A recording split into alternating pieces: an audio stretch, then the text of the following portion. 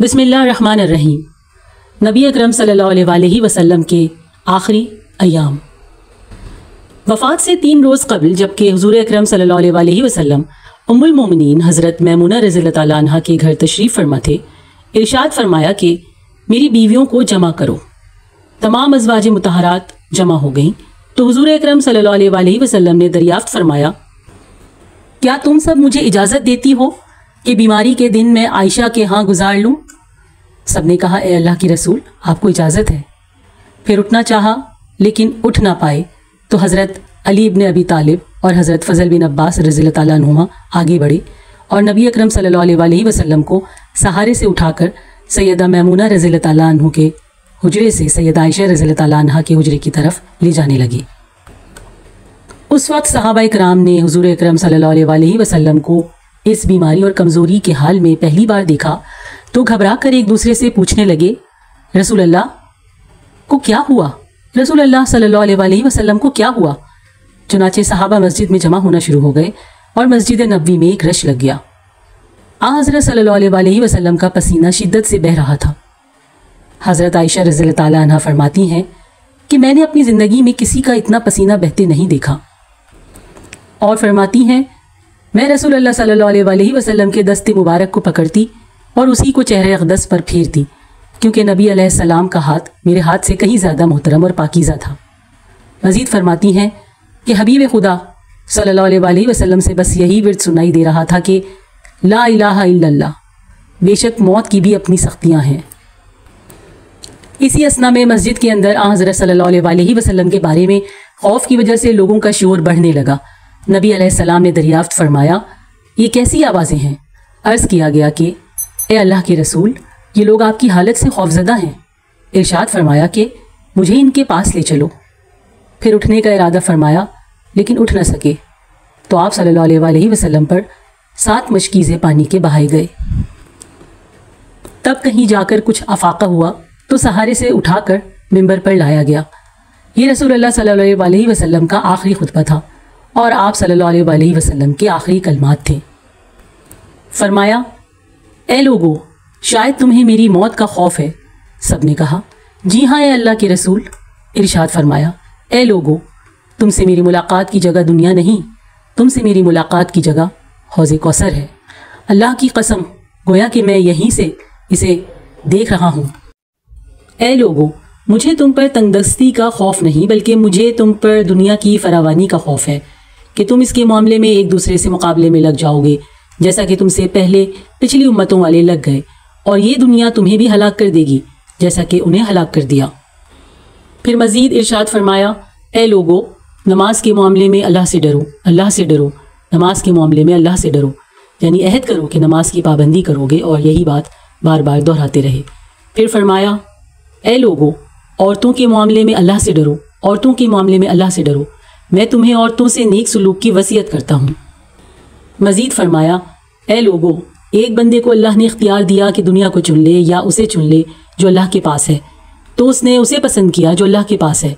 اس جملے سے حضور اکرم صلی اللہ علیہ وسلم کا مقصد کوئی نہ سمجھا، حالانکہ ان کی اپنی ذات مراد تھی، جبکہ حضرت ابو بکر صدیق رضی اللہ تعالیٰ عنہ وہ تنہا شخص تھے جو اس جملے کو سمجھے اور زار و قطار رونے لگے اور بلند آواز سے گریہ کرتے ہوئے اٹھ کھڑے ہوئے اور نبی علیہ السلام کی بات قطع کر کے پکارنے لگے، ہمارے باپ دادا آپ پر قربان، ہماری مائیں آپ پر قربان، ہمارے بچے آپ پر قربان، ہمارے مال و دولت آپ پر قربان، روتے جاتے اور یہی الفاظ کہتے جاتے۔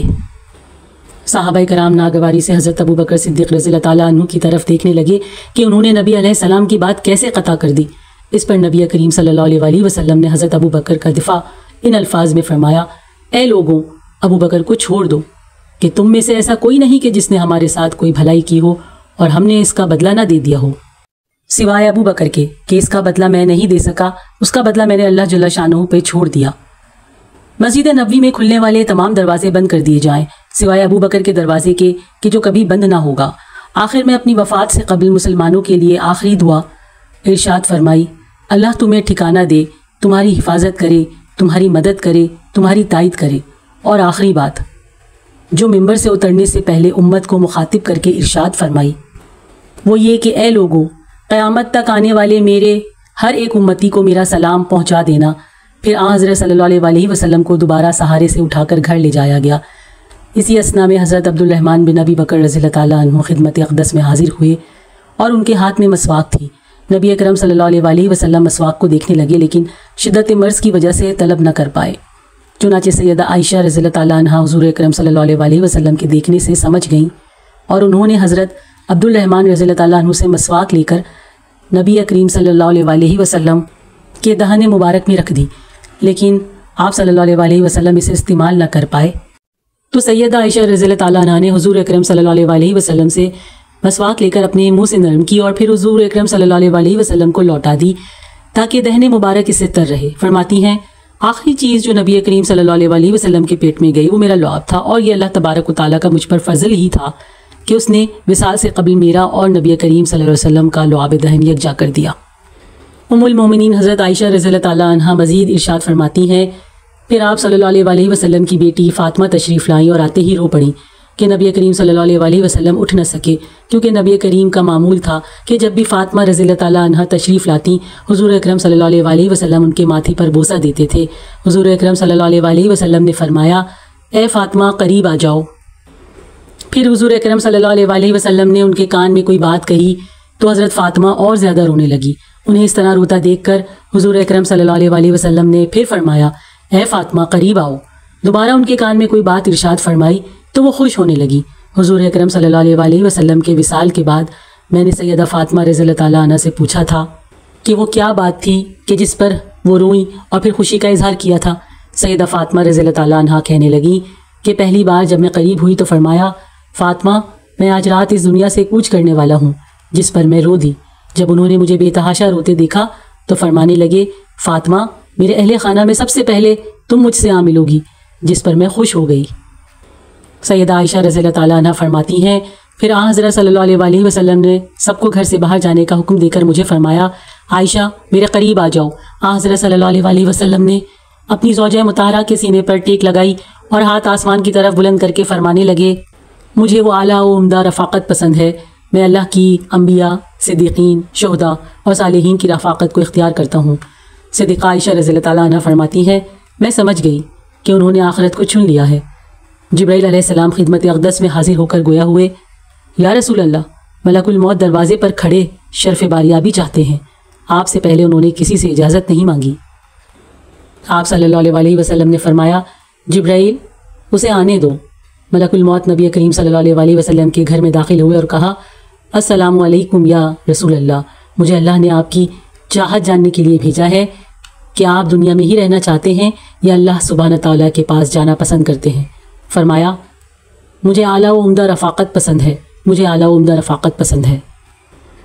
ملک الموت حضرت صلی اللہ علیہ وسلم کے سرہانے کھڑے ہوئے اور کہنے لگے اے پاکیزہ روح، اے محمد بن عبداللہ کی روح، اللہ کی رضا و خوشنودی کی طرف روانہ ہو، راضی ہو جانے والے پروردگار کی طرف جو غضبناک نہیں۔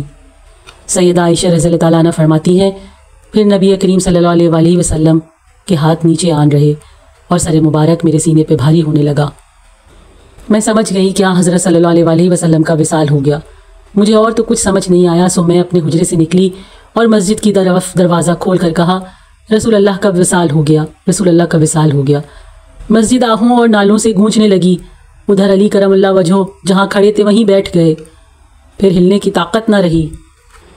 ادھر عثمان بن عفان رضی اللہ تعالیٰ عنہ معصوم بچوں کی طرح ہاتھ ملنے لگے اور سیدنا عمر رضی اللہ تعالیٰ عنہ تلوار بلند کر کے کہنے لگے خبردار جو کسی نے کہا رسول اکرم صلی اللہ علیہ وسلم وفات پا گئے ہیں، میں ایسے شخص کی گردن اڑا دوں گا۔ میرے آقا تو اللہ تعالیٰ سے ملاقات کرنے گئے ہیں، جیسے موسیٰ علیہ السلام اپنے رب سے ملاقات کو گئے تھے، وہ لوٹ آئیں گے، بہت جلد لوٹ آئیں گے۔ اب جو وفات کی خبر اڑائے گا میں اسے قتل کر ڈالوں گا۔ اس موقع پر سب سے زیادہ ضبط برداشت سیدنا ابو بکر صدیق رضی اللہ تعالیٰ عنہ کی تھی۔ آپ حجرہ نبوی میں داخل ہوئے، رحمت دو عالم صلی اللہ علیہ وسلم کے سینے مبارک پر سر رکھ کر رو دیے، کہہ رہے تھے ہائے میرا پیارا دوست، ہائے میرا مخلص ساتھی، ہائے میرا محبوب، ہائے میرا نبی۔ پھر حضرت صلی اللہ علیہ وسلم کے ماتھے پر بوسہ دیا اور کہا یا رسول اللہ آپ پاکیزہ جیے اور پاکیزہ ہی دنیا سے رخصت ہو گئے۔ سیدنا ابو بکر رضی اللہ تعالیٰ عنہ باہر آئے اور خطبہ دیا، جو شخص محمد صلی اللہ علیہ وسلم کی عبادت کرتا ہے سن رکھے حضرت صلی اللہ علیہ وسلم کا وصال ہو گیا، اور جو اللہ کی عبادت کرتا ہے وہ جان لے کہ اللہ تعالیٰ شان کی ذات ہمیشہ زندگی والی ہے جسے موت نہیں۔ سیدنا عمر رضی اللہ تعالیٰ عنہ کے ہاتھ سے تلوار گر گئی۔ عمر رضی اللہ تعالیٰ عنہ فرماتے ہیں، پھر میں کوئی تنہائی کی جگہ تلاش کرنے لگا جہاں اکیلا بیٹھ کر روں۔ حضرت صلی اللہ علیہ وسلم کی تدفین کر دی گئی۔ سیدہ فاطمہ رضی اللہ تعالیٰ عنہ فرماتی ہیں، تم نے کیسے گوارا کر لیا کہ نبی اکرم صلی اللہ علیہ وسلم کے چہرہ انور پر مٹی ڈالو؟ پھر کہنے لگی، ہائے میرے پیارے بابا جان کہ اپنے رب کے بلاوے پر چل دیے، ہائے میرے پیارے بابا جان کہ جنت الفردوس میں اپنے ٹھکانے کو پہنچ گئے، ہائے میرے پیارے بابا جان کہ ہم جبرائیل کو ان کے آنے کی خبر دیتے ہیں، اللہم صلی علی محمد کما تحب و ترضی۔ جزاک اللہ۔ Narrated by Sabeen Abbas. Video پسند آئے تو لائک کیجیے، کامنٹ کیجیے، شیئر کیجیے اور اس چینل کو سبسکرائب کیجیے۔ جزاکم اللہ خیرا کثیرا۔